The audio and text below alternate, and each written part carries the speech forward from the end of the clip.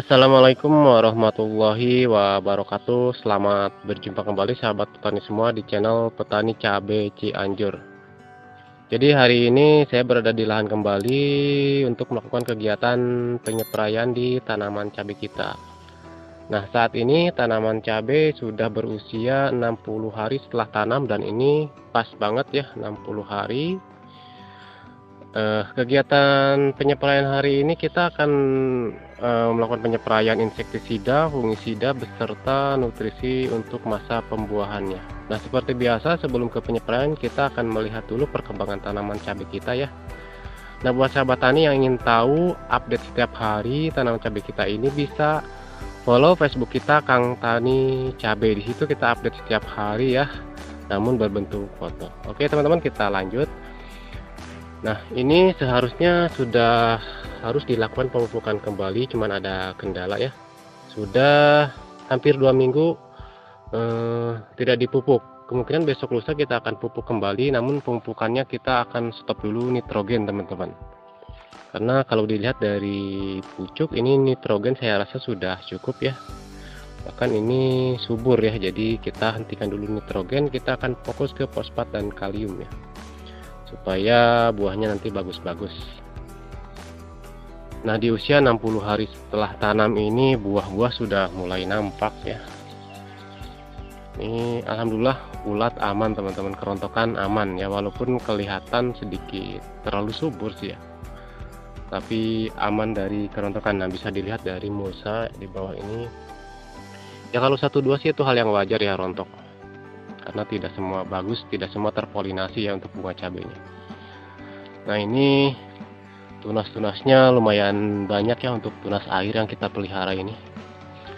Jadi tunas air yang kita pelihara ini semua yang besar kita pelihara teman-teman, yang kecil kita buang berapapun jumlahnya. Jadi tidak ada patokan berapa jumlah yang kita pelihara.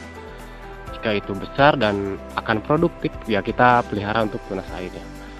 Ini tunas air yang kecil, sebenarnya ini kurang produktif, tapi ini kan dirempel sama orang-orang yang kerja, jadi tidak dibuang mungkin.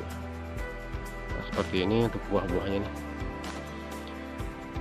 Untuk virus Gemini sementara waktu kita masih aman, masih dalam kendali kita teman-teman. Ini bisa dilihat hijau segar ya. Alhamdulillah dikatakan aman dari virus. Dan kebetulan teman-teman malam tadi itu hujan ya, lumayan besar juga, jadi kita tidak repot-repot menyiram tanaman cabai kita ya, karena akses air kalau musim kemarau di sini agak susah, harus narik air sejauh 100 meter lah dari bawah. Jadi seperti ini ya perkembangan tanaman cabai rawit kita di usia 60 hari setelah tanam. Nah teman-teman, tanpa lama-lama kita akan melihat fungisida dan insektisida beserta nutrisi yang akan saya gunakan untuk penyepraian hari ini ya. Nah, ini saya sudah simpan di sini. Ini ada 5 bahan yang kita gunakan penyepraian hari ini. Yang pertama kita masuk ke fungisida, dan fungisida yang kita gunakan yaitu ada Cabriotop teman-teman ya. Cabriotop ini double bahan aktif, Piraklosrobin 5% dan metiramnya 55%. Jadi ini fungisida sistemik kontak ya. Nah, ini yang M3 itu kan metiram dia. Metiram M3 itu satu golongan sama fungisida mancozeb. Jadi kalau Cabriotop dicampur sama mancozeb itu jangan lah ya, karena kan sama-sama golongan M3 yang metiramnya ini, mancozeb juga M3, jadi sebaiknya jangan dicampur. Dan ada Piraklosrobin yang sistemiknya ya. Terus lagi insektisida yang saya gunakan di sini ada 2 insektisida teman-teman, karena kan ini buah-buah sudah nampak kelihatan tuh buah-buah cabenya, sebagai pencegahan dari lalat buah dan juga ulat ya. Jadi insektisida kita menggunakan Kurakron nih, dengan bahan aktif Profenopos yang cukup bau ya, ini untuk Kurakron ini. Jadi sebagai pencegahan lalat buah dan juga untuk ulat ya. Jadi kita gunakan Kurakron. Satu lagi insektisidanya kita gunakan Sagribit, ini untuk pengendalian ulat ya, karena di masa-masa pembuahan di usia 60 hari itu rawan ulat. Jadi kita memasukkan kembali insektisida untuk ulat. sagribit dengan double bahan aktif yaitu emamectin benzoat 7% dan klorbenzuron 30%. Ini insektisida kontak sistemik ya, jadi bentuknya tepung. Terus lagi di sini kita menggunakan kalsium teman-teman, kalsium manohara. Nah ini disclaimer dulu ya, boleh ditiru ataupun enggak pun tak masalah, tapi ini cara saya teman-teman.